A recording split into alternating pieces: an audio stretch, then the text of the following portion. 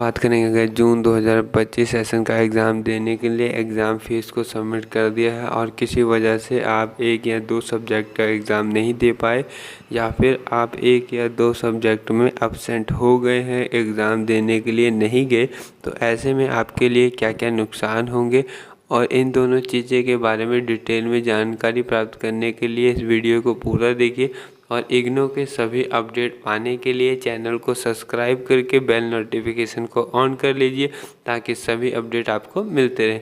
तो सबसे पहले हम बात करेंगे अगर आपने जून 2025 सेशन का एग्ज़ाम देने के लिए एग्ज़ाम फ़ीस सबमिट किया है लेकिन आपको किसी वजह से आप एग्ज़ाम नहीं दे पाए या फिर आप नहीं देना चाहते, तो ऐसे में आपको क्या करना पड़ेगा कि आपको ये कन्फ्यूज़न है कि इग्नू को बताना होगा या हमें लेटर वगैरह लिख के देना होगा। तो नहीं, इसके लिए सिंपल सा आंसर है नहीं। तो इसके लिए आपको एग्ज़ाम नहीं देना है, कोई भी एग्ज़ाम देने के लिए मत जाना। अगर आपने एग्ज़ाम नहीं देना तो आपको कहीं पर इन्फॉर्मेशन भी देने की ज़रूरत नहीं रहती इग्नू में।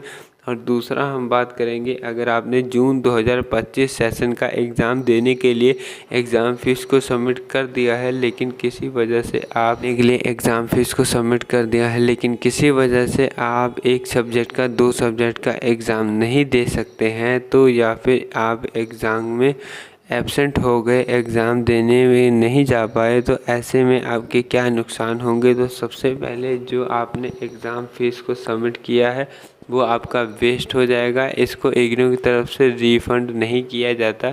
इग्नू कहता है कि अगर आप एक बारी फ़ीस को सबमिट कर देते हैं तो उसको किसी भी कंडीशन में आपका रिज़ल्ट आएगा। जिस भी सब्जेक्ट में आप एब्सेंट हो जाते हैं उसका रिज़ल्ट नहीं आएगा, उसके अलावा जितने पेपर आपने दिए होंगे उसका रिज़ल्ट आ जाएगा। तीसरा क्या होगा कि अगर आप किसी भी सब्जेक्ट का एग्ज़ाम नहीं देते हैं, आप एब्सेंट हो जाते हैं, तो ऐसे में जो कि होगा कि आपका पेपर का रिज़ल्ट है वो लेट आएगा और कंप्लीट जो होगा वो कंप्लीट लिखा हुआ आना था वो वहाँ पे कंप्लीट लिखा हुआ नहीं आएगा।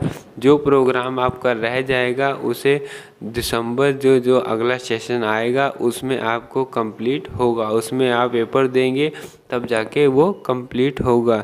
तो उसके लिए आपने एग्ज़ाम के लिए असाइनमेंट को सबमिट कर दिया है तो आपके असाइनमेंट का रिज़ल्ट आ जाएगा। यहाँ पर असाइनमेंट के नंबर अपडेट हो जाएंगे लेकिन यहाँ पर थ्योरी में आपके नंबर को अपडेट नहीं करेंगे। तो इस तरह करके यहाँ पे नॉट कम्प्लीटेड लिखा हुआ आएगा, ये उनके नुकसान। मान लीजिए कि आपने एग्ज़ाम देने के लिए प्रैक्टिकल और प्रोजेक्ट देने के लिए आपने फ़ीस को सबमिट किया है लेकिन आप प्रैक्टिकल देने नहीं जाते हैं, प्रोजेक्ट आप सबमिट नहीं करते, तो ऐसे में जो आपको फ़ीस सबमिट किया है वो भी आपका वेस्ट हो जाएगा। इसलिए हमें प्रोजेक्ट भी दे देना चाहिए और प्रैक्टिकल के लिए भी दोबारा से फ़ीस सबमिट करना होगा।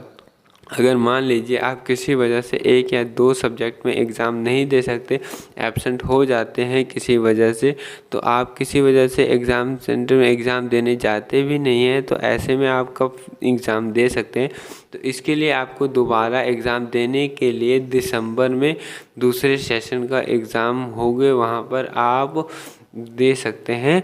लेकिन उससे पहले अगर आपको ये देखना पड़ेगा कि आपका एडमिशन कब तक वैलिड है। अगर वो ज़्यादा टाइम तक वैलिड होगा तभी आप एग्ज़ाम देने मत जाना, वरना किसी भी हाल में आप एग्ज़ाम को मत छोड़िए। आपको एग्ज़ाम देना बहुत ही ज़रूरी होता है। अगर वैलिड होगा फिर तो आप दे सकते हैं, अगर वैलिड नहीं होगा दिसंबर 2025 तक वैलिड होना चाहिए, अगर नहीं होगा तो आपको बहुत ज़्यादा दिक्कत आ सकती है। अगर असाइनमेंट को सबमिट कर दिया है तो आपको असाइनमेंट दोबारा नहीं देना होगा। अगर आप एग्ज़ाम में एब्सेंट हो जाते हैं, एग्ज़ाम देने नहीं जाने, तो आपको ये नुकसान देखने को मिल सकते हैं। तो वीडियो में बस इतना ही था। अगर वीडियो आपको पसंद आया तो वीडियो को लाइक कीजिए और शेयर कीजिए और इग्नू के इसी तरह नए नए अपडेट जल्दी से जल्दी पाने के लिए चैनल को सब्सक्राइब करें। जय हिंद।